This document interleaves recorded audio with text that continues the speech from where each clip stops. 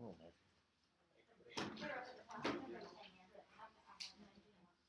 Good evening, everyone.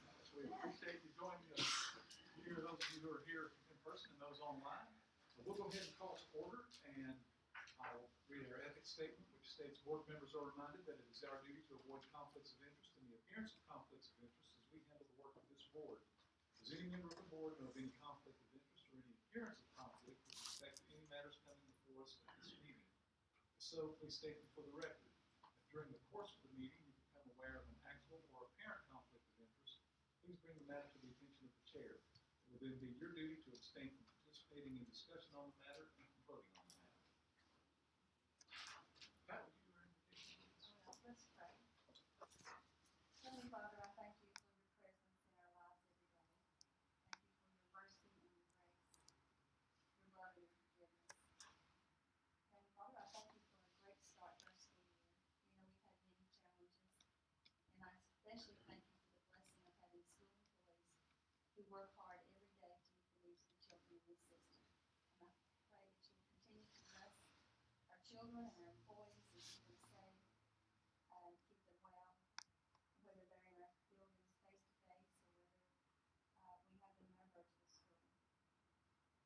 Heavenly Father, also, we've lost a very special person in our school system yesterday. And Sheila Cannon went to her heavenly home to be with you. And her sweet presence will be greatly missed by all who knew her and worked with her. I ask a special blessing for her daughter, Alicia, and her family. I ask that you would be ever present tomorrow as they lay her to rest, and that you will be with them in the days and weeks ahead as they mourn her passing. And also, Father, I ask that you bless our meeting tonight. Help us to use your wisdom to make the decisions that we need to make. Help us to glorify you in all that we do. And I ask this in the name of the wonderful name and the beautiful name, the powerful name of Jesus. Amen. Amen. Pat. Let's stand for the pledge. I pledge allegiance to the flag of the United States of America and to the republic for which it stands, one nation, under God, indivisible, with liberty and justice for all.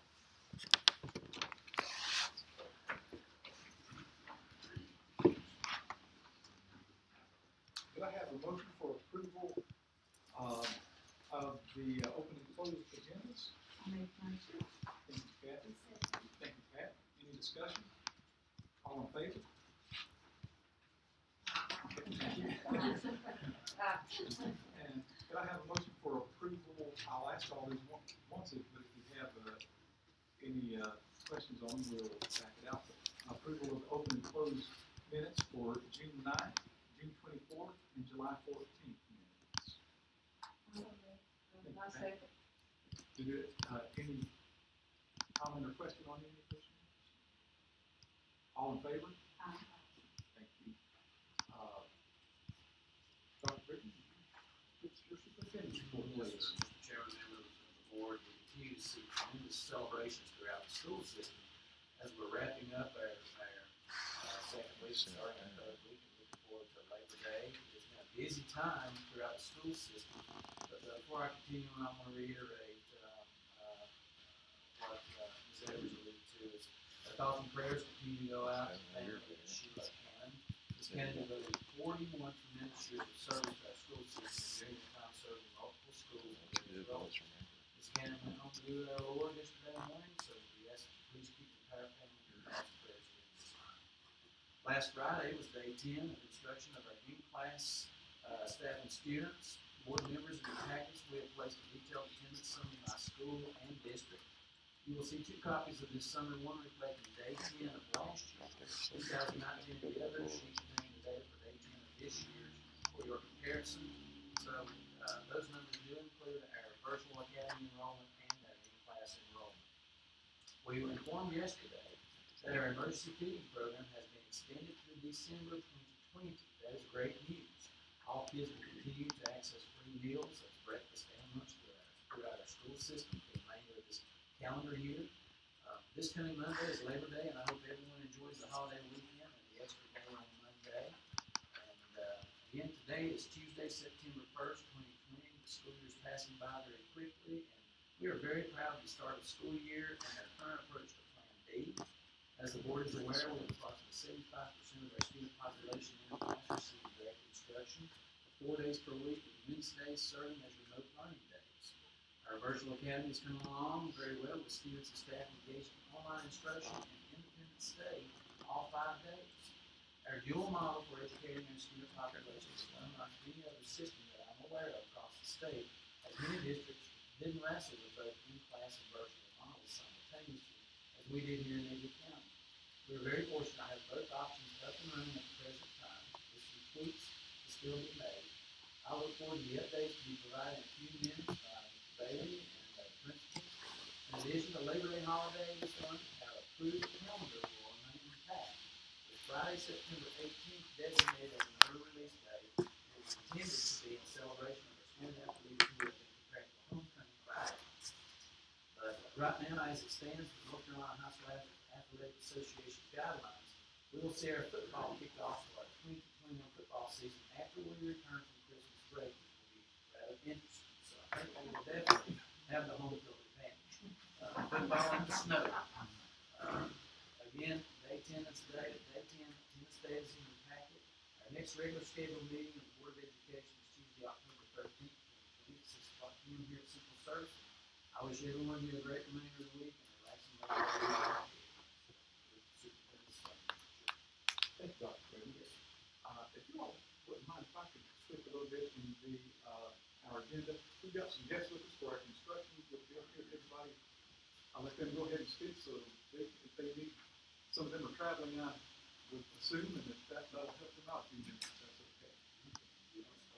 Crossmore Roof Project update. We have our contractor here for a Crossmore Roof update, and we welcome you. If you want to introduce yourself, tell us who you are, And you can come up there and If you'll speak. come It's registering. It just Come right in this area, then they can turn the camera to you, okay?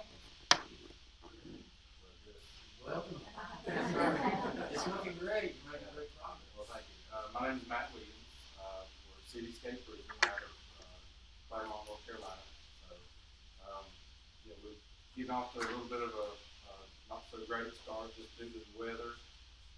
But other than that, I think we're doing pretty good. We should have roof materials should be on site, scheduled to be delivered next Thursday. And once we get those, I think you'll see a lot more of the progress from maybe the following week, but at least starting next Thursday, there'll be some materials delivered, and hopefully if the weather holds out, we can get a lot more completed in the next few weeks after that. What's your projected finish date? Well, I think originally we were looking at November, as far as what we thought it would take to complete the job. As long as the weather can cooperate with us, I feel that once the materials get here, I think we are still on for that schedule. So I don't see any hiccups right at the moment. We have our engineer here. We welcome you from Wolf Trail. Thank you for bringing us. And that was a breath of fresh air, the way you opened this meeting. I'm from Union County. Trust me. 26-year veteran of the school system, so that was nice. But yes, I'm Rick Benton with Wolf Trail Engineering. I've been making visits up here periodically along with some of my associates in the office. And checking to make sure that the guys are doing per specification and trying to make sure there's no hiccups, protecting the owner, to make sure that we get our money's worth. And that's the reason the whole team's here. The vendor who's supplying all the materials, the contractor who's doing it in us. It is a team effort to try to get that completed at this time. And I know your working season a little shorter than what it is in Union County, and I've expressed that to Matt. The weather is a little unusual in this hollow, whatever you want to call it, because even though it may call for rain 40%, it may be in Newland, frost norm may be dry. or vice versa. And the main thing that we want to do is protect the interest inside the school. What they're doing right now is they're removing the shingles and placing the ice and water shield on. That doesn't completely eliminate the leaks, but it just about stops them totally once that's on. Once the ice and water shield is on, and those panels do arrive, you'll start seeing a quick movement across the top of that roof and everything. And they do have a deadline, and I've expressed that to Matt, we don't want to get into his pocketbook, in other words. And he knows that. Like he said, there's panels arriving, and it's in phases. We have Billy Brooks with us. He is with Trim Pro, and we all met out there this afternoon to look at the product and see. And there was a little hiccup that came up about the color of the metal, and we're working on that. There was some miscommunication, and we'll be working on that through the night and tomorrow. As a roof consultant, when we say the roof color of the roof will be charcoal, we think of a dog, gutters, downspouts, the whole 9 yards. But from what I understand from Mr. Bentley today, that y'all wanted to look to charcoal the roof and leave the gutters and downspouts green. So we're trying to work that out right now. I just want to get that on the, let you know where we're at. Y'all want the gutters and downspouts green, the roof itself charcoal. What we talked about is everything goes back exactly the same color started. The roof will be gray and everything will be green, just like the original building was started. The thing exactly like it was. Is that gonna result in financial change? We're working on it. That's what we're working on. Glory be to God, we call it before any metal was broke. The accessory metal is in the shop, ready to the mats. Once we got this, Matt got on the horn that quick and made sure that there was none of it broke already, fixed, per se. And we're checking to see there will be a restocking fee, and we'll work that out. I don't think you'll see a bottom line change.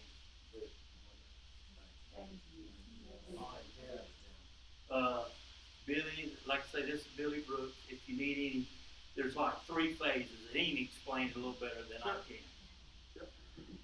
I'm Billy Brooks, I'm the field representative for Trimco. We hold the warranty long term, so that's why we're involved. We get involved with the projects, and we're holding the warranty from beginning to end. So I want you to know that myself, I've got a partner that I work with, he'll be up here. We also have a dedicated tech supervisor that works with us. He'll be here a couple days a week. In addition to any inspection that Wolf Trail's doing, we just want to be engaged, want to make sure you get exactly what you're looking for and be a happy customer. So we're very much engaged in all of our projects. And here today, just to let you know that there's a team here to support you. Our phone numbers are out there. Mr. Bentley, you can get a hold of me anytime. In terms of the schedule of material, there was always, in the beginning, a lead time because we were making it per order, per measurement. So there's always a 3-week lead time to get the first phase in. We've already got it in the system. 2 weeks after that, it's phase 2. 2 weeks after that, phase 3 will be delivered. So once you see the product show up, it's going to go really quick. And I think that everybody will be pleased with the efforts that are being made and the supervision that's being dedicated to this project. And I'm here to answer any questions you may have. You all want to talk about it? It's a blessing to see the communications between the contractor, the engineer, and the material provider. That's right. Thank you. Yes, well, Thank you, gentlemen. We appreciate you being here. You're welcome to stay as long as you want. I don't know. Or you can, does anybody have any questions? Thank y'all so much. We do appreciate that. We look forward to seeing that finished product. I'm sure it'll look great. Thank you. Thank y'all. Thank you all. Y'all have a blessed evening. You too. Appreciate it. Be safe traveling back.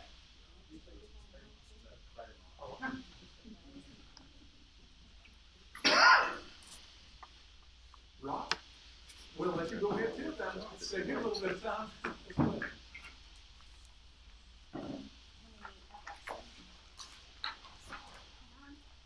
We appreciate you coming back already.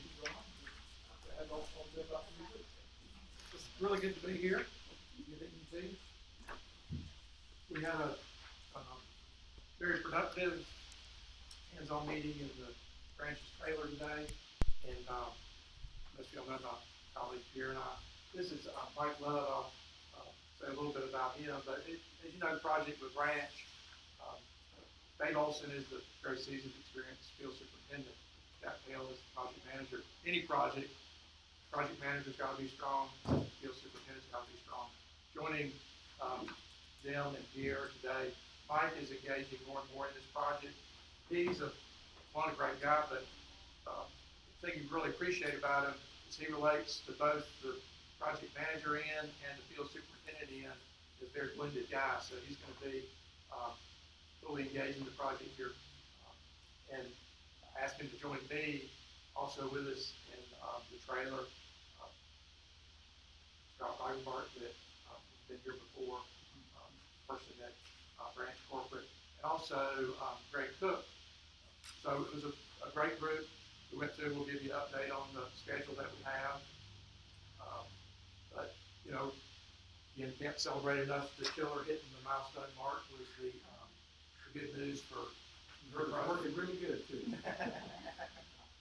So again, I'll just hit the highlights. We dropped these with Stephanie on 1 o'clock today. So in terms of the just in terms of the format of it, from before, I've elected to gray out stuff that's from the past, and as of this September 1st, an update for you. So those first two items are completed. The next two items, while they're open, they're slated to be done, that second floor for the science and mezzanine to be done this Thursday, the 3rd, and then the next line down is ongoing. The crane remobilization has got a new date, and then steel erection for the front commons and brick veneer on the front classroom elevations, and then grading behind the classrooms and finishing out the grading of that front parking lot are the new 2 next week items in terms of how we're relaying the information. The other items are, out there in time. And again, the bottom line, expected occupancy of the new classroom building is stayed the same from before. So Well, from your August 11th memo until this update that was provided to us today, there's a month difference in the third crane mobilization. It went from August 17th, now it's September 22nd. Is that because of the mason's delay? Why is that kicking in? well, I'll take the it was Dave and I looking at it, and I took the information today. That was the purpose of the meeting, is we worked at the full critical path schedule. And so the intermediate dates, you're absolutely right, they did shift, but in that the ultimate goal there at the bottom is not. Well, what was the reason for that? Was it the masonry delay? Yeah, the items up there in the stuff that's going on now bumped out, so this time they wanted to be a little more conservative in saying when that would happen. So, but the picture's clear there. The classroom wing looks like it's getting done. There's a big void in the middle. That's the sequence of that crane. That's the real critical path of getting out of the middle so they can get the total left and right as connected in the big void. So, Has the crane company been made aware of this shift in the third phase? Yes, sir. you can see there on the next page where the folks together this morning. And again, there's an update on the Procore is the software the branches use. So the bottom note there is that as a part of our meeting today, we all thought as a group it was really important, rather than the once a month progress meetings, we're going to come together every 2 weeks, which will be a really good thing to do. Again, that says plain truth is vitally important for the roof to get on, otherwise the intakes become more in jeopardy. So we're looking forward to getting that roof on that new addition and take it one day at a time. Okay, when we say the daily average is a million hours, what is the least number we've had on site in one day? I wouldn't answer that, but we could, If it's a rain day and a lot of the outside trades can't work, it might be 10 or 12 people that can still do rough and stuff inside, which is very limited those days. But the average day, majority of every day that it's not raining, we have at least that. yeah, if you look at the old report, the steel records were on that time, and they showed up, well, this time, there was a goose egg, a zero there, it's just a window of time at which this, so, I turned their average, it's really just kind of a sampling of where they are at this moment in time. Really only had the two samples, so, after a few more days, we could get you a trend, but might get to you. Well, let's say this on here somewhere, as far as getting the roof on, I don't know why I'm always up on the roof, other than that's just when Phillips like it's getting near the end, even though there's a whole lot more to do once that goes. Is there I see where the, acceptance seal for the roof is, by December 1st. Once that's set, the roofing probably doesn't, it seems like they put that one section of the roof up pretty quickly. Once that seal is set, don't forget. What's that still staying? Does the roof goes on pretty quickly, right? It does go on really quickly, and the ICF walls, once they're poured and we get that steel set and the concrete poured for that second floor deck, all that will happen really quick, within probably 3 weeks. Oh, So when that concrete's poured, because it does go really quick. Oh, okay.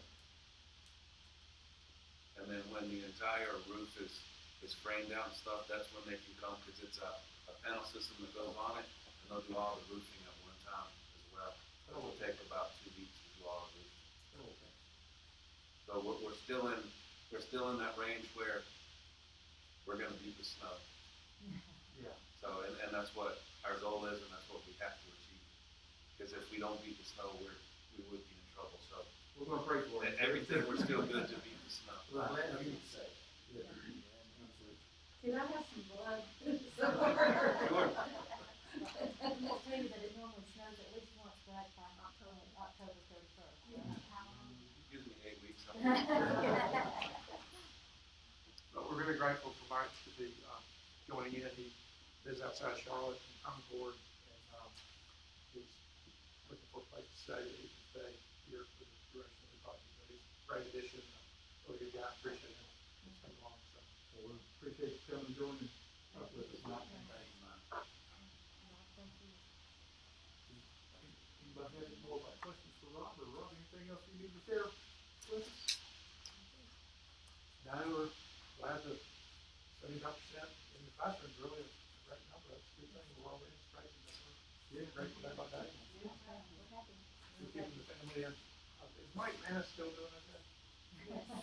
When you were saying, I was thinking, man, I wonder if she's going to say that. But Mike Manna's been around a long time too. So 41 years. Incredible service. Thank you. Thank you. Thank you, Mike. Thank you. Oh, and Dr. Brendan, Mike brought his dozen hard hats in the safety gear that we talked about last time, so we got that. Great, thank you. Thanks, sir.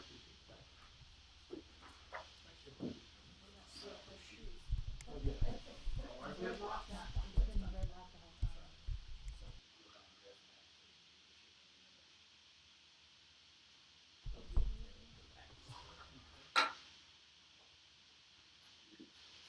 Well,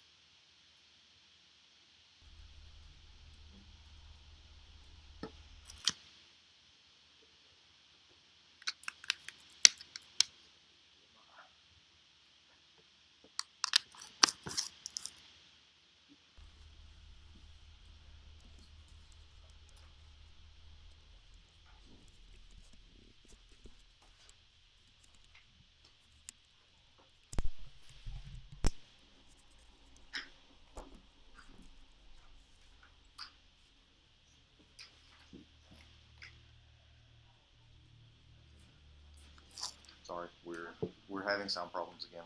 Okay. Nothing do to correct it. Okay, could we just pour it out then? What's that? I'm sorry, David's still sitting out in the lobby. He is. We've been troubleshooting it, but I think we have a problem on the computer itself. We don't have a way to correct that.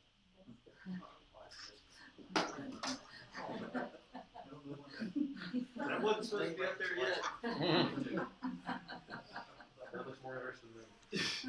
We'll move on to our leadership renovation then. Reel everybody back in. And we have some important dates, and you already mentioned some of these, Dr. Baker. Just trying to bring it back here. We have Maybe the a Labor Day cable issue. holiday, of I think we'll course, have a port issue on that. a week from yesterday, September 7th, which the schools will be closed. Early dismissal, as we had originally planned back in the calendar for September 18th, and that will be, do you have the times? Well, it will depend, we I know just the have to say early dismissal, so we'll have to start with the Newland group, and that's that time, and everybody else will operate around Newland, after school, the exception of Cross North, the outlying schools, they'll set their dismissal time. Right. This is for, The 18th of September. what's it for? It was for homecoming originally, Mhm. and we left our. That's why I pulled the cable off. Maybe it was just not that. And then the end of the first 9 weeks, October 19th. Yes, it will be. Next, we have updates on how our return to school is going. We have Matthew Bentley. Matthew, thank you for being here. Thank you guys for allowing us to come. Couple things. We've had a great opening of school. There's nothing like seeing children happy and excited to go into school. But one thing I will tell you, during the time that we've been closed down, kids have really, really missed it. And no matter what we ask kids to do, they will do over and above that. First thing I want to say is thank you guys for letting us go to school. To the Board of Education, thank you guys for allowing us to serve our children. Thank you for letting us be in person. So that's the first thing. As far as Crossnor goes, one of the biggest things that I will tell you that's made us successful at Crossnor is our parents and our community. Our parents in our community have done such a great job with their children. They worked on the masks. You know, when I started into the school year, I was really, hesitant about, little kids wearing masks and those kind of things. But that says a big testament to the Crossnor community and families. And I can only speak for my school because that's where, I'm at. But they have done an outstanding job. Their kids come prepared. They have worked with their children. And they've come excited, ready to go to school every day. And we don't have a lot of math problems. Those kids are doing a great job. And just it's a big thank you to our parents and our community. And our staff is doing a great job. A couple of things. There's a lot of cleaning going on, and that puts a lot of responsibility on the teachers. And I really appreciate the early release, for 2 o'clock because it allows our teachers to do a lot of cleaning because a lot of that stuff is falling on them because we still have the same amount of custodians and a lot more cleaning. The other thing I want to thank you for is thank you for Wednesday. Wednesday's a blessing for our teachers.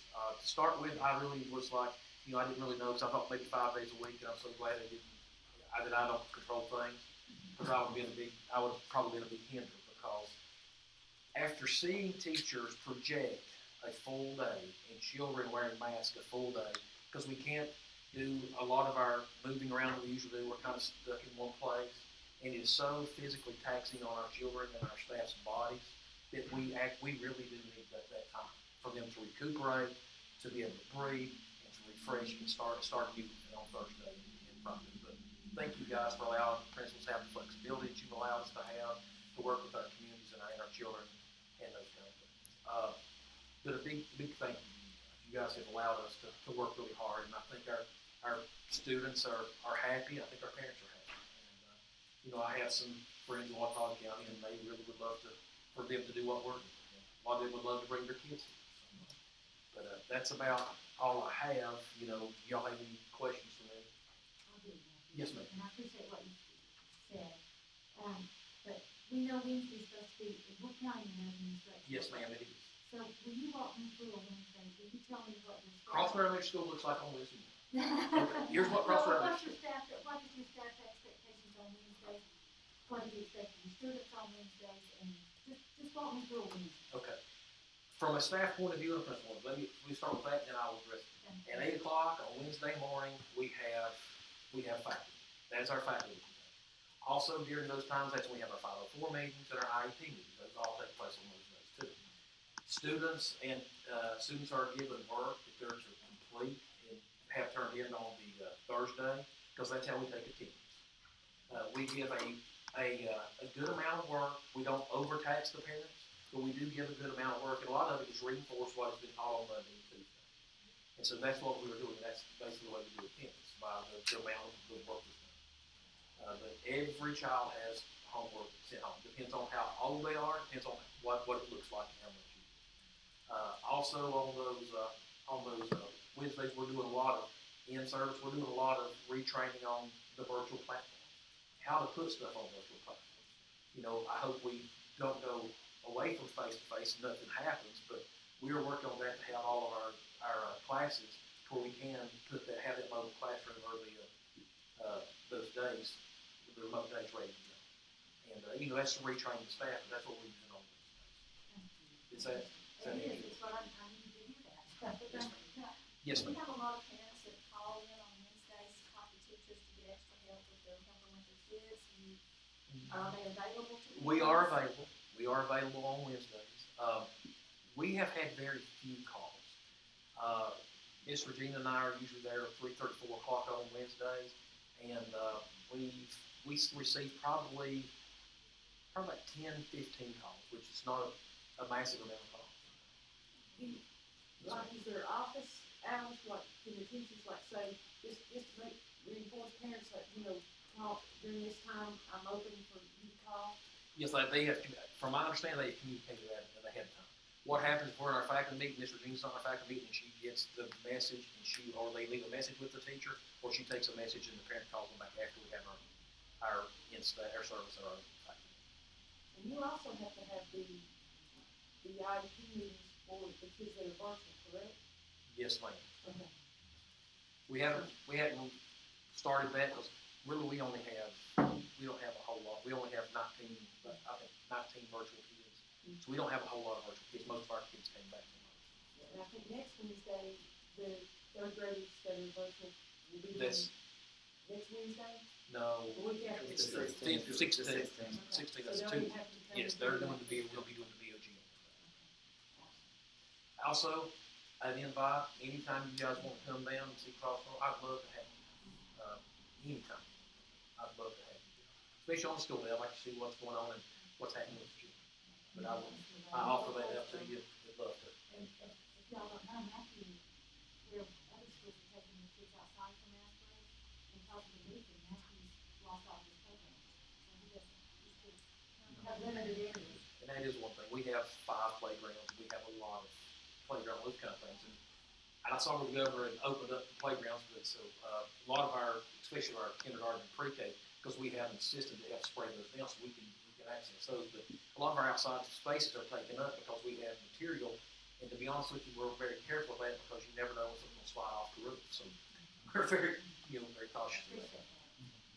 Well, I was down across from the day, called up to me about something else, and I said, first thing I said was, what is just a great day? It's just a great day. And they do take temperatures and ask those questions. I take the kids to school every morning, and they get those same questions, and they'll say, oh, here it comes. The parents look at you and it's like, and but you say anything every morning, and they're ready for it. But our parents have been resilient. I am so pleased with our community and our parents. I can't say enough because they have done a real good job. Thank you. Please say thank you to all your staff too. Yes, thank them very much.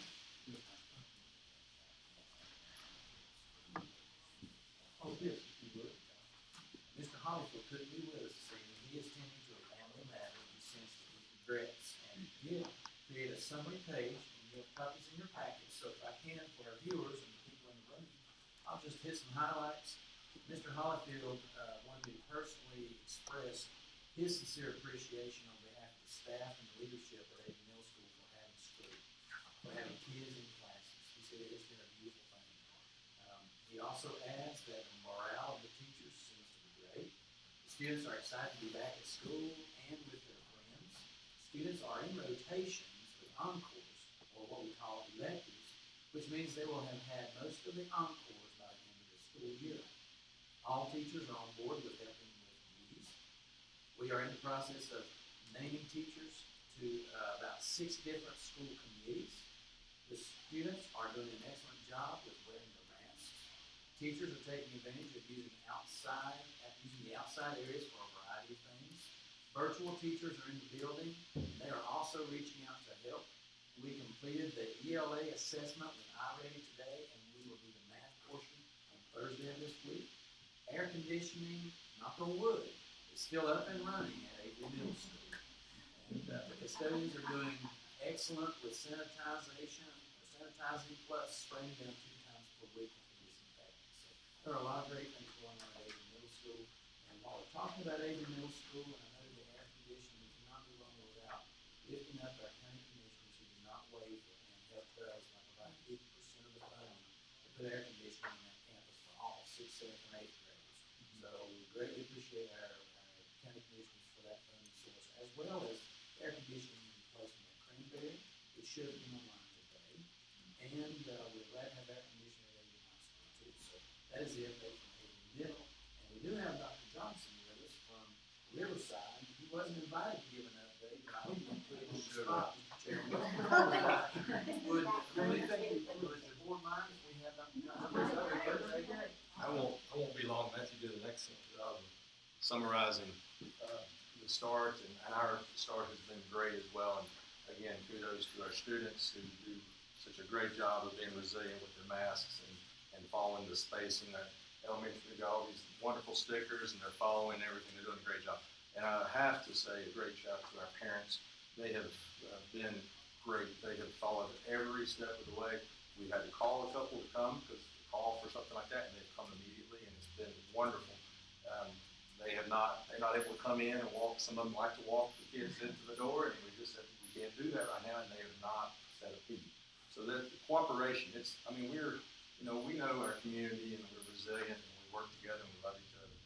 And they have done that and pitched in to do a great job of getting us off. The first 2 weeks have been wonderful. I would say, just to not repeat what's been said, but one thing that has gone really well, when we've had a couple of kids that maybe have had a cough or a runny nose or something like that, or been sick, our COVID response preparation has been wonderful. It's gone very smoothly. Kudos to our nurses. They have set up a lot of great things. Ms. Brigman leadership there as well has been great in preparing for us for those times. Because they're going to come. Kids are going to have, because of the symptom. Have you seen the symptom list lately? Yeah. I may be 4 or 5 deep right now but it is difficult, and you wade through that and you make the best decision with the information you have. And parents have come they understand. And they say, look, you need to get a doctor's note that says these are non-COVID related symptoms, or you get a negative test and you come back. They've been so cooperative. It's been wonderful. We've had a great start, and very proud of how everyone in all of our communities, like Crosthorn and Riverside, and all of our school communities have pitched in and taken this on as a team effort. Because we couldn't do it if one piece was missing, it would be so much harder. But from the leadership, board, echo the thing about Wednesday. Thank you very much. Again, that's a great time to recharge and plan best practice for our students. And that's what we want to do. So that was a great idea. And it's been very successful. But it's been a team effort all across the district, and I appreciate everything y'all have done to support us. And as Matthew said, come on now, we've got a big field behind the school, so we're social distancing, and fast breaks, nature trail, and everything. We're running around outside and enjoying the weather. If you come down, you might want to don't bring a jacket. You don't need that. It's been about the humidity is tough, guys. But thank you very much. Thank you, Dr. Johnson. You're welcome. Thank you, both Jamie, Matthew, and Matt also for all contributing to this discussion. And we have next, Coleman Bailey is doing Ava and doing a fantastic job and a big job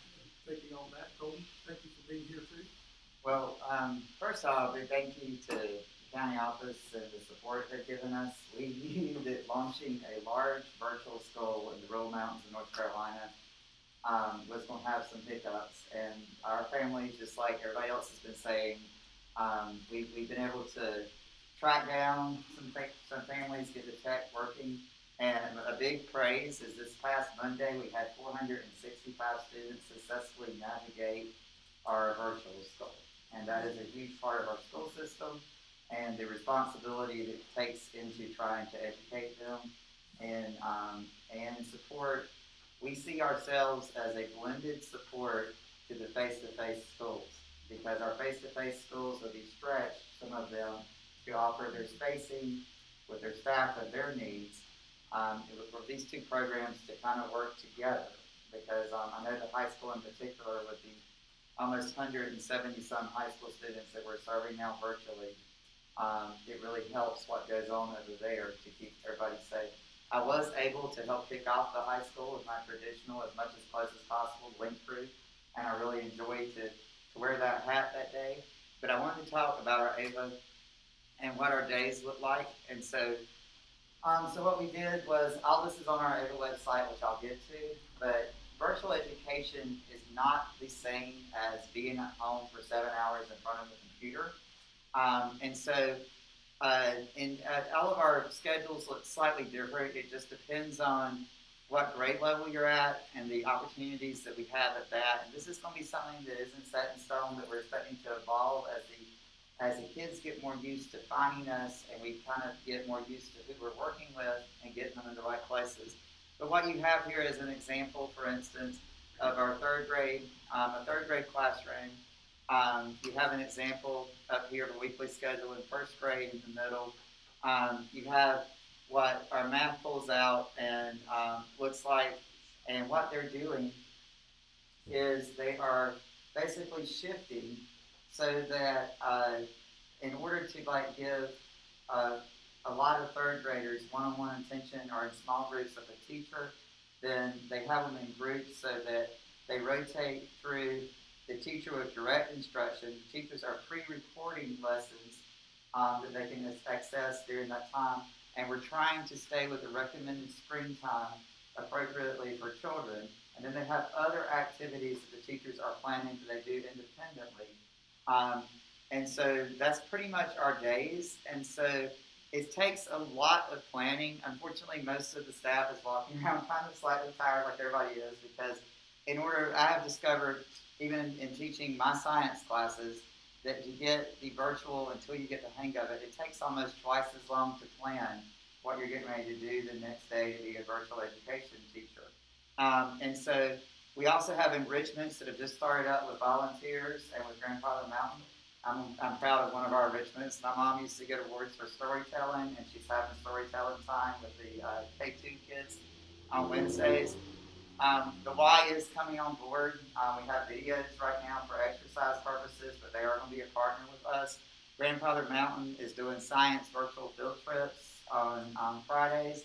And Mr. Michael Hardy has volunteered to take us through history. He wanted to kick off with just something very exciting, so he's doing the Boston Tea Party for 3, 5, and 6, 8 as a history elective enrichment. And so what you have is just a whole mixture of a teacher's daily schedule. Usually starts with either a clock in, a time where they can assess who's there. They have live instruction that goes on, and then they have some recorded instruction that goes on, and then they are available and they bring kids in smaller groups to make sure those kids are staying up to speed. And then they help monitor, because we have volunteers from the community. Part of their day is actually being online for our enrichments if you're an elementary teacher, because we just want to make sure that everything that happens in those afternoon sessions are appropriate for both our volunteers and our students, by having an Avery County School employee there. And then for middle school and high school teachers, it's a blend of Apex, Power School, and Zoom. I can definitely speak to middle school and high school teachers because I'm currently covering that for our Academy Science 6th through 12th grade as well. But you see our math teacher's schedule down here at the bottom. We're getting ready to iReady test our students too. We realize that our students have been out since March 13th. And as a county, we are making sure that we're evaluating like our 8th graders to see who's ready for Math 1. And we can make sure that we have that even with the virtual students. And this is a high school math teacher's schedule who's doing this for us. But, and so you see what we have there, and it gets a little bit, the kids are actually adjusting to this really, really well. At first there was some hiccups because you have to approach virtual education completely different than you do seated education. And I almost see it as going back, I guess we can go on else to let's go onto our AVA website. I want to get to you a little bit about what's kind of the shift. And so when our kids log in, they come up to the Avery, our AVA website. We can access this straight off. We have informative videos up here at the top. Anything like the big free meals thing, I want to make sure our kids take advantage of. They can call before 9. And all of our cafeterias will tell them the exact time they can come to pick up. And they tell them to call their nearest school. And so we're able to give some business down to Riverside because I have a lot of kids who that's their nearest school. They don't have to drive all the way up to Newland. This is our daily attendance button. And yes, I kind of exaggerated it because I wanted to make sure they could find it. And now you know why 465 kids actually clicked. And so Ellis, if you want to actually just take attendance right quick, since you're there, you can. But so between 8 and 8, and they're still online right now, so I haven't closed it for today. And we are allowing a little bit during this training time. So if they log in, let's say at 9 o'clock tonight, then they'll get a friendly reminder that says, starting next week, please make sure you get in a little bit earlier. But we've had so many connection issues. If something comes up with a family, we will work for them. Sometimes the internet goes out here, and I get these panic phone calls over working with tutoring until in the evening. And then he just submits that, and that's pretty much their daily check-in. They put what they want to do. What's really great is they can put anything down there that they're struggling with, and it automatically comes straight to our staff, and we review it each day. And then they go to, part of the virtual school program is we have live Zoom sessions. We have recorded everything that we do. We are trying to move so that we can make sure we're protecting our students' images. And so like my own teaching in science, I've adjusted this week. And so I have direct lecture time, so that's just me talking. And then I take questions and answers from my students, and I don't put that part out for the public, but I still record it. And then I have summary time that I make for the last part of my video. Because I discovered that when kids are questioning me, it pops up their image, and I wasn't feeling comfortable with that. So we're adjusting our teaching to make sure that we can do that. So let's go to Apex right quick, I guess is where we are. I'm going to show you what has happened. I've been teaching for 30 years for the state of North Carolina this year, and this is almost the way teaching used to be. I think we're going to have stronger learners in some regards, and there's nothing, don't take me wrong with saying that. Nothing takes the place of face-to-face instruction. But a lot of times for the last 10 or 15 years of my career, a lot of the way that we were starting to move in education was the teachers were then starting to review, we were starting to stop and study, we were doing all these things that used to occur at home. And I think sometimes our kids struggle when they go into the next steps because they've kind of lost some of the skills over the last part of my career as opposed to 30 years ago. And to do virtual education well, I gave lessons today on how we can use Apex and your teacher to actually get the best of it. And so we're going to bring up, for instance, the first unit in science. And so just go to, the overview is fine. Wasn't there a specific? Go to lesson 1 right quick. And then click on the lesson 1 overview, if you would. All right, thank you, Ellis. And then, so what I told my kids today, I went back in time into let's say I'm a 6th grade scientist, and I put down where it says key terms. And I said, so this would be all of the vocabulary words that we're going over in this section, and so I need to write them down and put the definitions in my own language as I'm starting to go through this. And then when I get to the quizzes, I already have these notes and things, and this is how I prepare as I go. So if you click on any of these words, it brings up the definition, and then they read it, and they're going to put it in their own words, okay? And then, so Ellis, let's move on to to the first study review. So go back to lesson 1. And then let's study, okay? And so all these studies do have PDF things that can be printed. We keep the virtual school, which is Blue Ridge, open until 9 p.m. and it's been very successful already for printing, for helping parents with technology when they get off work. We're there until 9 on Mondays, Tuesdays, and Thursdays. We have a new printer that got brought in, and we're there to help because they can print these study guides and get them requested. Or what we're actually working with my middle school students is that this tells them the need to take notes as they're reading. So they can actually stay at home, they look at the study guide, and they put it in their own words and make their own drawings. And this is what we're working on. I'm trying to teach my students how to take some responsibility for their actual learning part, which is something that we kind of have in transition back to. So this is a blend of direct teaching and that. So let's disclose this if we would. And then go down to, and this takes you through, it pages you through the document. It does read to you in English for our students who need that, and you can actually translate it to Spanish, and it will read to you in Spanish too. But like I said, face-to-face teaching is probably the best still, but we're coming a long way. And so let's come all the way down to lesson 4. You need to go up to the top 1.4, and then we'll get out of Apex. I just wanted y'all to see, I think y'all get a lot of questions as a board, and I wanted y'all to kind of see more of what this program was, especially for 612, because I think it's easier once you see it. So there's 2 ways that Apex I've found reviews you for a test. It either gives you practice questions and then tells you why you got it wrong and what would the better answer be. Or it actually comes up with flashcards just like this, like on needed vocabulary, and you click on it, you can put them in random order, you can get it to, and then you can kind of just study yourself as you get ready to take your test, all right? And so that's basically the Apex program. I am not an Apex representative. It's just that this is the program that we have in place, and we got it at a really good price. We've been working with Apex for a couple of years, and it does not replace teaching. It merges with a teacher that can use this and help students facilitate it to actually get their instruction. All right. So if we would go back to let's see.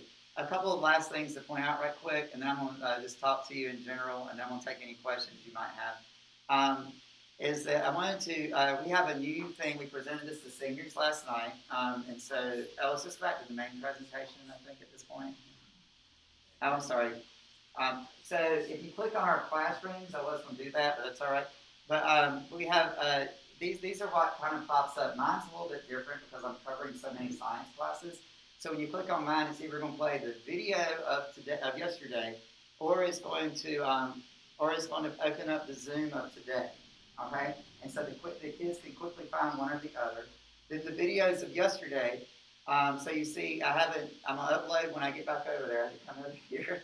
I'll upload today's Zoom lessons, and so they can find the video if they missed class today, and that's going to be good for 2 days because their next time meeting with me is in 2 days, and then. And my videos go to their haiku, and it's got the date on it, so they miss it if it's up here, or they come here to get the Zoom lesson, and it has the time that goes right straight to my lesson of that day. And so that's an example of kind of like a middle school, high school look. And then if you want to bring up that page that you were just at, a lot of our elementary teachers and Ms. Kellis, yeah, she is our new college person over at the high school. And she's probably going to come talk to you at some point in a future board meeting. But we had a virtual time of our seniors last night. We got 48 of them. She's an ASU intern, not an employee. Yeah, ASU intern. I don't think y'all employ somebody else. And she works at our place and at Williams Academy on Wednesdays. So that's the day that we're closed. And so we had I've had a lot of success with this. This person in this role last year helped my own daughter get her college paid for at UNCA because that wasn't even on our radar. So I wanted to make sure our seniors got this, and she has this set up so you can jump to different places off of her website. There's a link on ours. And then, basically, I want to explain to you, since you saw a day in the life of that, we do have some kinks to work out. You know, my day starts at 6:30 in the morning. I have to upload the attendance and change it over from one day to the next, where I closed it the night before. Because I don't want high school students working at 3 a.m. and thinking they're going to get credit for something. And so trying to get them working at reasonable times. And then I go from 6:30 until 10, and I field technology issues and answer questions and emails. And then I get behind because I teach from 10 to 3 each day, and I have to answer all that. And then we keep the place open for tutoring until 9 that night. And so that's basically my schedule right now. And y'all know me, I'm a workaholic for Avery County Schools, and so I love serving our community. But this is 465 students checked in Monday. And that was, you know why? Because 273 checked in last Monday because of tech and getting computers out. And so we've already had an increase in that. But what I've been doing is tracking down all the ones who aren't checking in. And, you know, those are phone calls. The school's been working very cooperative. We've had a lot going back and forth that's, you know, and we're trying to meet the needs of our community. But it's just been, it's been rewarding work. And I think that we definitely are learning as we're going. And one thing I want to say that I really appreciate Dr. Brigman's support is the fact that teachers that are getting almost burnt out in other districts, the fact that we're trying to do this here and have them do that there has been a support to both programs. In other words, do we have some kinks still to work out with the virtual school? But when the virtual kids are getting served well because we have teachers that have office hours, we can bring them in for small groups, we can communicate with parents, we can help technology troubleshoot, we can do these things because we're not at the same time having to teach a spread out class of students. The teachers who are doing all the help and spread out things over here can do that well because at the same time they're not having to try to keep up with the virtual kids and all the technology and issues that they're having. So the two things kind of need each other. I can go and tell you our primary audience, this has made it difficult to launch, is that we have a lot of parents who work shift work and things, and our primary audience are kids who they were afraid their primary caregiver during that time was a grandmother who has survived something and does not need this COVID. And so this is a good chunk of who's coming. Well, then you have elderly grandparents who aren't quite up on technology that we're having to bring up to speed to help kindergartners first will actually own up. And if they have a teenager, once they get maybe about 3rd or 4th grade, we have an expert in the house because you all know how that goes, and they help a lot. But those first couple of years, especially some of our Hispanic families, we're working on now getting our information translated, getting it more and more. We're also trying to simplify our processes down, but also keep our security up to protect us from things online. And so that's one reason we're bouncing ideas off. In order to develop this, looking at last March, the 3 things that I've heard mostly from my students, and I do everything for students, I tried to, is that my high school students needed to have time they could have classes and help their younger students out, but they weren't occurring at the same time. So we really tried to work on a schedule where all the tech demand of K-5 was not occurring at the same time as 6 through 12. That way our older siblings were trying to take their class and babysit and help with that. So that was a huge feedback I got from particularly our students with that are basically the primary person in the house during the time of this. And so I probably said a lot. I might not have said enough. I know you have questions. I'll go and tell you. When I left school last year, I had no idea this was coming like this. And Dr. Brigman has been very supportive, and he's been very encouraging. And I think he just knows sometimes that I get frantic. And but it's been a very good support system. Ellis has come over and really helped me a lot trying to navigate running and teaching and that part. So that's basically about that. So I'm hoping this kind of helped get your brain a little bit more into what the virtual school is. Thank you very much. That helped me a whole lot. I couldn't picture it. I couldn't figure out how it worked. And this is great. So, Coleman, this is probably a state model. And I'm sure that you've had, again, a lot of help, but you've been the ramrod behind this, and it's amazing. I mean, that really is. It's not perfect. I'm going to tell you, I wish I had another year to get it ready, but we don't have that with what's going on right now. I think that's the way everything is. And the parents have had some, we put out some fires, and we're still working on that. And I think the thing that I'm struggling with the most, honestly, and if I had the biggest struggle right now, is wanting to make it better, but also realizing that it's not going to be perfect, that it's going to get there. You know, and some parents have been just very thankful that we're giving them this opportunity. And I'll say this and I'll say it again. This gentleman has done something since July 14th. Keep that in mind. Less than 6 weeks ago, we got this placed on us. This guy also not only has the technical skills to pull this off, he has the heart to facilitate the need of our families across the system. 3 Saturdays ago, I had a family contact me, and it was a grandmother who had primary care of some grandchildren, and medically fragile, and could not get the kids in touch with the internet because of the community. They had a gap in the internet service, and the kids had to go virtual because of the health conditions in the home. That Saturday I called Coleman, and by Wednesday of that week, he had a plan in place and his kids had access to internet service. And without waiting, he said, I'll take care of this family. That's why I'm doing this. I'll take care of the family. So, Coleman, again, we love you and thank you for your passion for making this non-traditional approach a reality. I don't know what we'll do without it because you've made it work. And I commend you and all the AIDA teachers that surround you and have can-do attitudes. It's been an amazing thing. I'm going to tell you, we came together. It was kind of a fun experience to bring together teachers from all over the county and roll up our sleeves and says, they were like, well, what's the plan? I said, we're the plan. And the excitement, because how often do we always want to have to kind of be there? Now, we've made some missteps, but to come together, and yes, I feel like we're flying the plane and building it at the same time. But and what got scary was that last week, we gained about 200 students unexpectedly, and the plan became, wow, it's the plan. Because I think that what everybody's starting to realize is that we needed to do this as a system. We need to serve our family. Everybody has their own reasons for picking this program. We're not here to decide this is a just reason or not. That's up to them. What we're here to do is to make sure that they know that Avery County Schools is here for them, and we're going to do everything we can to make it through this time and give them the support they need. And that's been our motto from the start.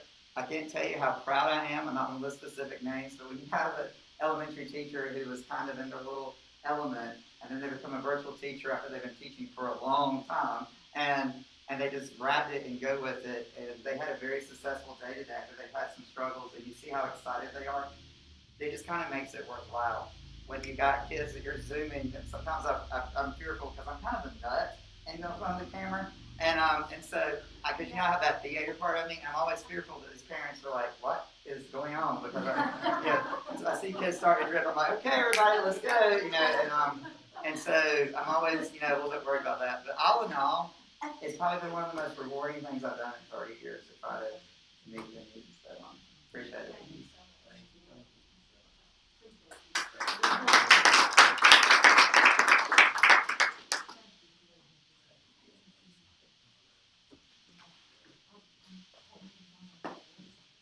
Thank you again to the principals and Coleman and staff. I mean, it's exciting for us to see, like the 18 would say, a plan come together. Dr. Britton, somebody told me one time that only the church and the school system are the only two entities that are expected to be perfect and then improve. So Coleman said we're not perfect yet, we're expected to be perfect and then improve. So when you reach it, we're still not there. All right. Yes, we'll move on to our calendar waiver. Jeff?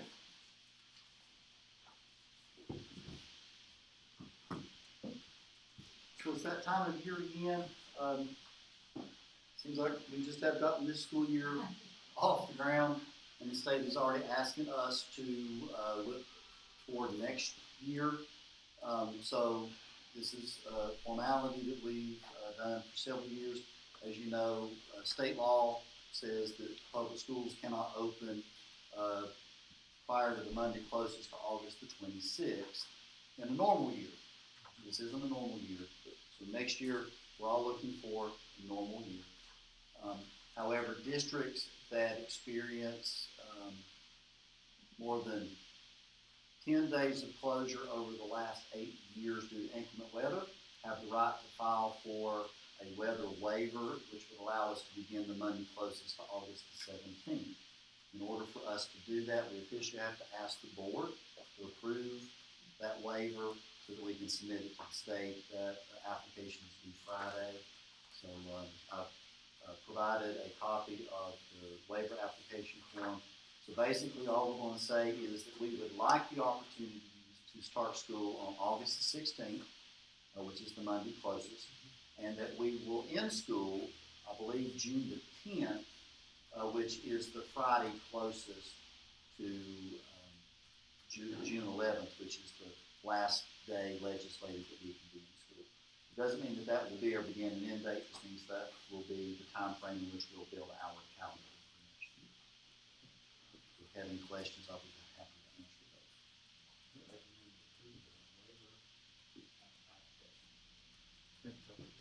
I'll make the motion. Thank you, Kathy. Do you have a second? Thank you, Pat. Any discussion? All in favor? Thank you so much. I have one question about the waiver, about the calendar. How is our early dismissals working into this year's calendar?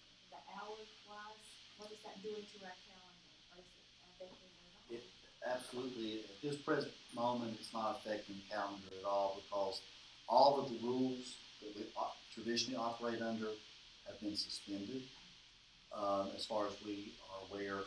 So we're under no obligation at this present moment, as long as what we do is we show on the calendar that we are attempting to have school, whether it is virtually or face-to-face. It's just simply we're doing the best that we can in the crisis that we're under. How do we report Wednesdays? Like the students? Wednesdays will be reported as a remote learning day. You know, when we went through the process of developing the calendar prior to COVID, or actually during the transition of going into COVID shutdown, all districts were required to put in their calendar 5 remote days, and then districts with the weather waiver were provided an additional 5. So under Plan B, with the flexibility the governor's given us, Wednesdays are considered remote days. So the whole idea of having 5 scheduled and 5 additional that we could use, again, that kind of went out the window. It's been suspended now that we're under Plan B. So all of those days at some point, and typically the way the state manages those is they send out a survey monkey and they just ask the districts to self-report. And so I imagine at some point toward the end of in June, we'll be asked to provide the number of face-to-face days we had, the number of remote days we had, how many students were enrolled in virtual, how many hours of instruction did we attempt to complete, how many did we complete. Then the whole inclement weather piece will play in there somehow, and they're going to want to know from the mountain counties how many days of weather we actually ended up dealing with. So it's going to be an odd year when it comes to calendar. So, you know, we're just on track to do the best that we can. You know, and it is kind of nice to be able to get among your peers and say, yeah, we're in school. Yeah, 100% that want to attend are in school, and the rest of them are just looking at you like, how? And, you know, because there's so many districts, I know within my financial group, they just look at us and say, good for you.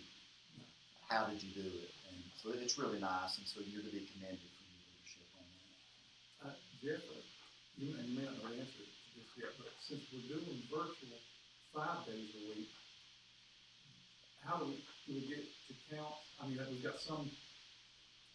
Does that count for everybody? Wednesdays will not count against us because Wednesdays are on the calendar as remote instruction.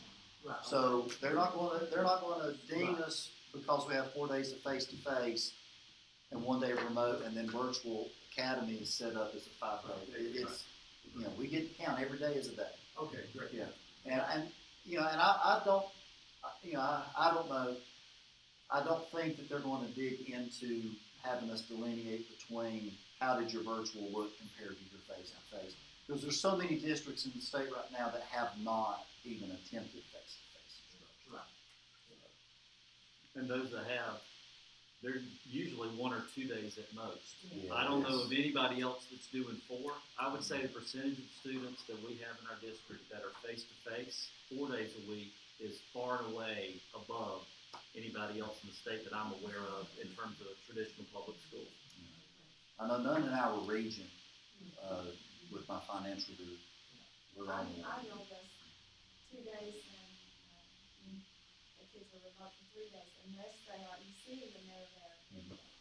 Right, and there's some districts that I've talked with, they're doing pre-K every day, and EC every day, and then everybody else is some type of hybrid. And then, so it's all over the place. It's nice to be out there and saying, yeah, we roll our sleeves up and we got it. And I think we'll see the results too. I know Yes. Ms. Ruth had asked about how are we doing. I think the fact that we're providing more of that continuity, I think it's going to show up in terms of not only how happy our kids are, our parents are, but I think it's going to show them the learning as well.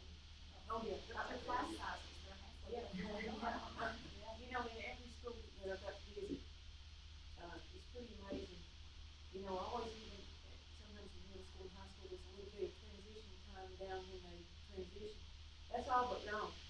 I was, you know, I really bragged on the high school, just how, just the faculty's out there and what they're doing, and, the kids just grown, and, you know, I've said this before, you know, I was a little bit nervous about it starting, but when 11th grade boy looks at you and says, you gotta keep this going, it made my day.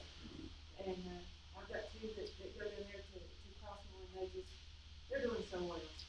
They just love being there, and I just commend our teachers for that. Thank you, Jen. Thank you. Don't go anywhere, you're up next. All set for our, COVID-19 funding update. Let me provide you with, make sure I put mine. So, as everybody's aware, or at least I hope everybody's aware, those that are watching, you know, there's this little thing out there called the CARES Act, or the CARES Relief Act, that both went through the federal government, the state government, and with that, there comes money. And I know we've tried to keep you abreast of some of the things that has transpired over the last few weeks with the changes with AVA, face-to-face instruction. You know, obviously, it's going to take a little bit more financial assistance to do what we're doing. And I wanted to give you an update as to what we have, what it's to be used for, and how the government has given us the funds. Now, most of you will remember the ARA funding, or the Race to the Top money that came out several years ago. A lot of what we're dealing with today with the COVID Relief Fund is going to fall under the same scrutiny as what we dealt with when it came to Race to the Top. The one difference this go around with this Federal Recovery Act is Race to the Top was given to us as one large chunk of money, and then there was just all of these options that were available, and you could do a large number of things. And then when it came time, the federal government came in and did an audit to determine what did you do. And districts across the state, including us, were visited by members from Washington, not people from the state of North Carolina, and it was a very intense week. So this time around, rather than give us one large pot of money, the state has actually chopped it into individual pots, each with its own identity and its own set of regulations, so that districts would, I guess, have a little bit less flexibility to do things that are not within the scope of the program. Okay? So what we have is 1, 2, 3, 4, 5, 6, 7, 8, 9. We have 10 separate programs, or PRCs, that have been allocated to us as of yesterday for a total of $952,753, so almost $1 million in COVID relief. So going through it, the first one, summer learning program, probably heard or recall Ellis talking a couple board meetings ago about Jumpstart. the Jump Start program that we were required to provide. That's where the funding for the Jump Start program came from, was from our summer learning pot. It was $99,000. As of yesterday, we have encumbered $50,000 of it. We can only carry 25% of the $100,000 into the school year. So there will be funds in this category that will go back to the state, and we can't spend because of those restrictions. One of the reasons why there's funds left is at the 11th and 59th hour, state pulled Jump Start and said, no, you cannot go to face-to-face. You must do something different. And so the plan that we had in place fell apart, and we had to back up and do something different. So we couldn't spend the money on the salaries that we had anticipated. School health support, there's a $12,000 line there. As of yet, we have not encumbered those funds, but we are presently working with both Paulson Street Incorporated and with Daymar to set up a contract to provide some mental health support into the schools. That's the only thing that we can do with that money. And so Cindy Brigman is working to try to finalize those plans so that we can get some additional assistance through contracted services into our schools by the end of the school year. Non-digital resources, almost $4,000 there. We have not had an official principals meeting as of yet where we can discuss as a group how to allocate some of these funds. That's one pot of money that we will be able to give out to the schools to help them offset costs that they're dealing with for remote instruction, for printing, materials that they're going to be sending home, anything that's not digital. If it's not going to happen on the iPad or the MacBook and we need financial assistance, we have roughly $4,000. It's not going to be a lot once we divide it out amongst the 9 schools, but every little bit will help. Student computers and devices, $40,000. We have $1,000 left. And so David, Reed, Dennis, and I worked pretty close before the opening of the school to try to determine if we need additional devices for deployment. We determined that we did, so we made those purchases. And as far as I know, those devices have been received. There might be a couple left, a couple iPads left outstanding. We're waiting to get here from China. And those were the ones that went to virtual students? Ultimately, yes. I mean, I can't say that every one of them went directly to a virtual student, but it was because of needing to get additional devices for the virtual academy. The additional devices primarily for K2 to meet that full one-to-one need. School nutrition. This is one that I'll just tell you right now, 100% of this money will go back. We'll not be able to touch it. Why? Because we will have to, in order to use this money, you have to show that you are operating at a loss. Yesterday, at a little after 11 o'clock, we received word that the USDA has now extended this emergency feeding program through the end of the calendar year, so all students will receive free lunch and free breakfast. So every meal that we serve, we are getting reimbursed at 100%. Because of that, we're not going to show a loss. Or I'm going to step out and say I do not believe in the history and working with the child nutrition program that we will show a loss. Now, if we do, we will be able to draw down the money that we lost, but no more. And it has to be done on a month-to-month basis. So what we'll do at the end of August, once we close out all the books for child nutrition, we'll run the ledger. If there was more expense than revenue, we can pull down enough to make it balance. If there's a surplus, then we go into September. And at the end of September, you run the books and you take the surplus from the prior month, compare it to the balance of this month, and if you're negative, you can draw down again. But with us being able to provide free meals to everybody, the participation, I believe, will be there and the full reimbursement, just like what we saw at the end of the school year. So hopefully I'll be wrong, and if I am, I'll be the first one to come and tell you I was wrong. We were able to use some of it, but I am afraid that we'll have to revert those funds. Personal computer devices for employees. We've been working with the tech department to determine if there's any additional devices that we can purchase and deploy. We just can't simply go out and buy 5,000, which we have about 5,000 left. We just simply can't go out and buy $5,000 more devices. We have to be able to show that there is a true need, because when the audit comes, if we can't show it, it will be an invalid expenditure.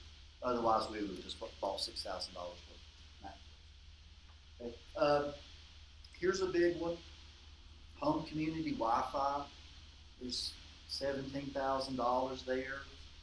And at first, when it says to provide funds to improve internet connectivity for students in response to COVID-19 by providing community and home mobile internet access points. So the first thing you think of is, okay, well, this is money that we could use so that the children that are enrolled in Virtual Academy, or the ones who are still doing face-to-face but they don't have internet at home because they can't afford it, we can use this money to buy internet. But the first regulation, when you go through the manual, says this money cannot be used to pay for a subscription service. You can only use it to purchase hardware.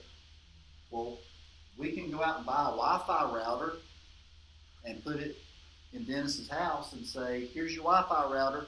Hopefully, if you can get service, you can have Wi-Fi. But if the issue is not, I don't need a router, I need service. So I was in discussions last week with an individual who says they are willing to help.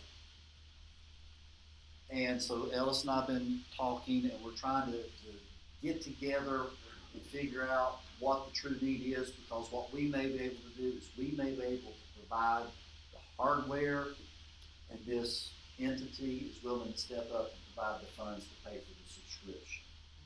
So we're working on that. So, for example, like Carolina West has something that, like, I think to get the actual router, it's like $300. But then they have to pay the monthly fee. The monthly fee. So you could. We could pay the $300 for the device, but someone else was going to have to provide the funds for the subscription. I've also talked to Carolina West, and I've reached out to Verizon.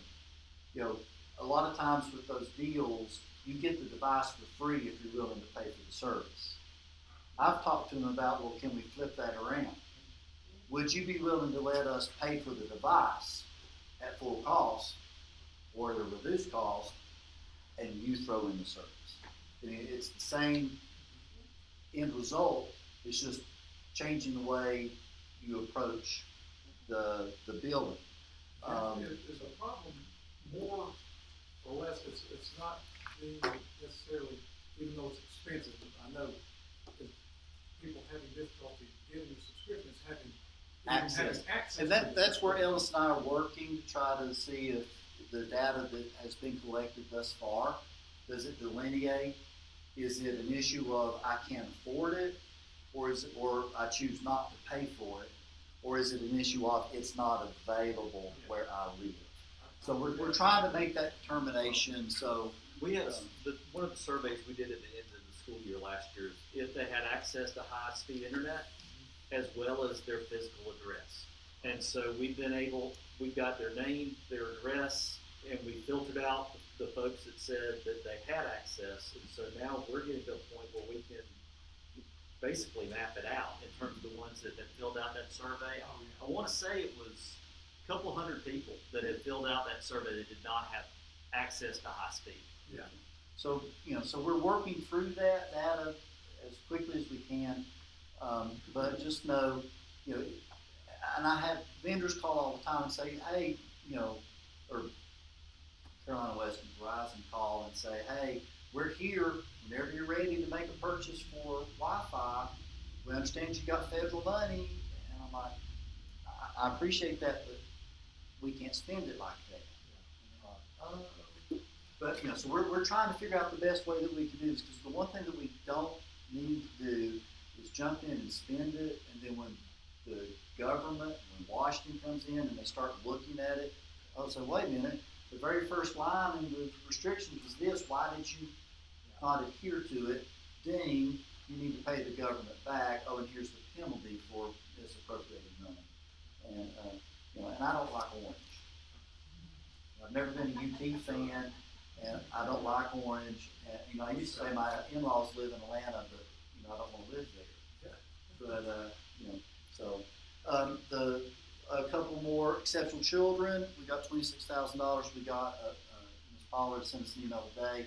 She got, notified by the EC division that the grant that was written for that fund has been approved, so I checked, the money has been allocated, now it's just a matter of following through with the grant and, go in, and I can't remember now if we wrote that, or if she wrote that to actually employ or to contract.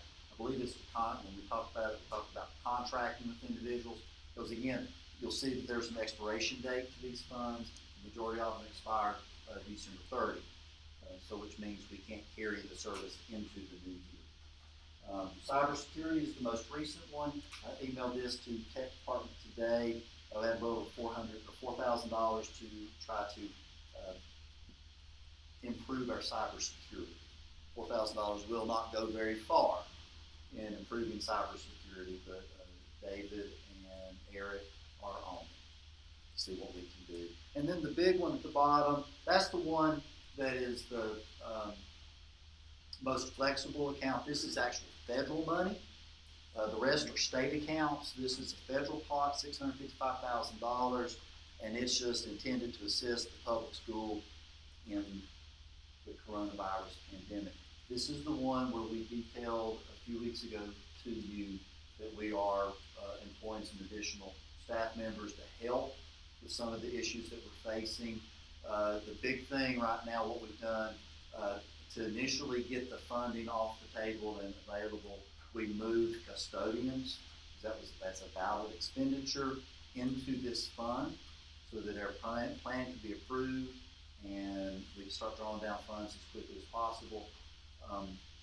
We can, as we navigate through the pandemic, we can make adjustments. And so with the custodial part, if we need to put some custodians back into our local budget to free up the federal to do some additional COVID relief, we have that availability. This pot of money does not expire until September of 2021. So this one will be with us after the new year, which I'm sure COVID will continue to be with us after the new year. Hopefully not at the stage it is today, but Ava's not going anywhere. The virtual academy is not going, we're going to need assistance. So this is a good pot that will allow us the flexibility and the opportunity to continue doing the services that you just heard about from Colton. So Jeff, excuse me, Jeff, so for example, extra cleaning supplies that you need to come out of this? Right now, what we're using is local money to make those purchases because of the restrictions that are in the uniform guidance on making purchases with federal money, which is one of the reasons why you try to put salary. And who's the custodians out of local, so they're using local for the supplies because they can put the custodians. So this is pretty much salary that you're doing out Yes, here. as of, yeah. It's freed up money for the supplies we're talking about. Out of the 655 right now, 647.67 is budgeted in salary. So you have Or to is look it at true? that budget. Yes. So when you say year to date, you're not talking about what's encumbered, you're talking about what's actually spent. Yes.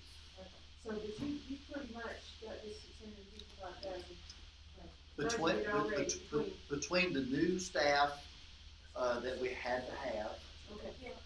and the custodians that we pulled out of our local budget, we have that fund has been budgeted towards staff, which within the uniform guidance, it is the easiest way to pass an audit without having to, because when you start making purchases with federal money, that's when you have to deal with bidding and competition, and you got to look at all the red tape that comes with it. And believe me, when these guys from Washington come in, they look at it. Yeah. So, but just to give you a reference point, so year to date, I look, and as far as the custodial, the supplies that we've needed to purchase up to this point, $50,000. So just to get school up and running, and everything in place as it is today, we've spent $50,000. And that's in a small school district. And that's everything from the signs, the stickers, the face masks, the PPE, the chemicals, everything that's attributed to just due to COVID. That's probably hard for us because we have kids in school, whereas some of these systems that have all virtual through home are spending very little or nothing. Right, yes. So that is also one reason why we're trying to take the custodial piece over. That will give us the flexibility in the room, in the local budget, to continue offering and having the ability to provide the PPE and the cleaning products and additional items needed for face-to-face instruction during COVID. Yes, thank you. Thank you very much. Thank you.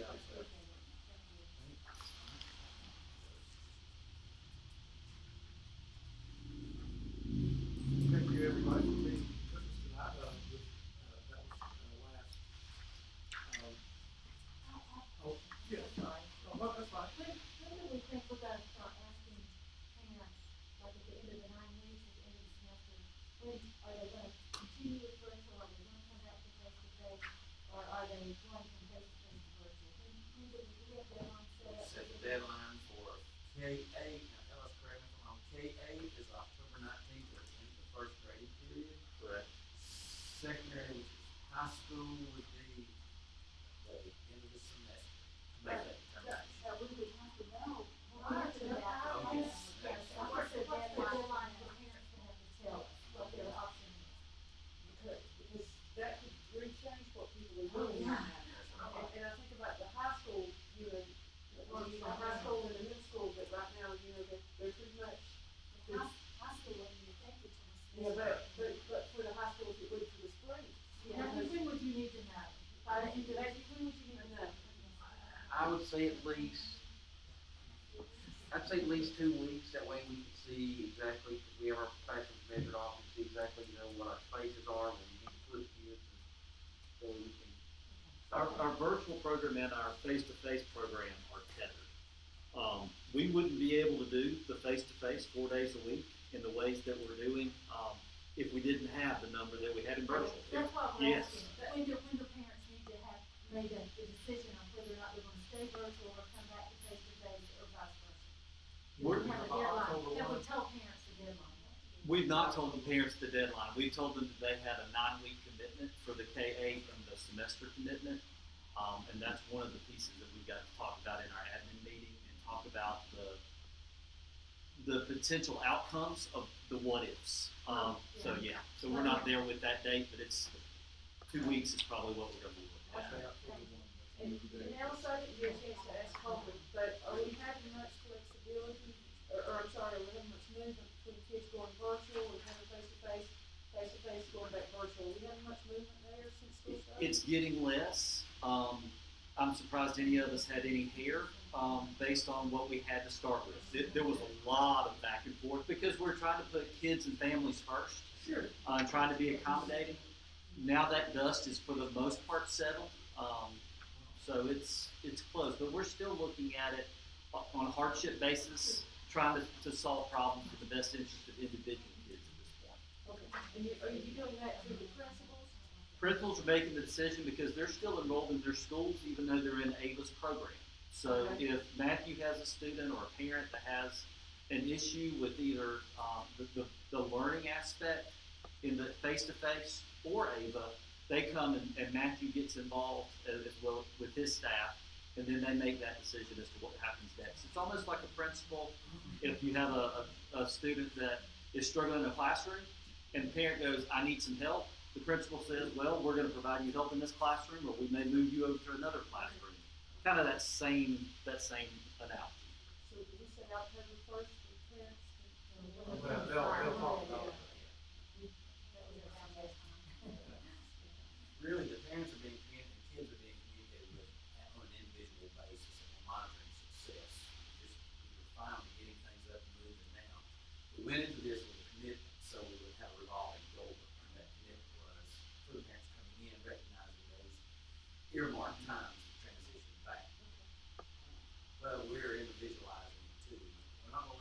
shrink, but we can't just let it evolve either.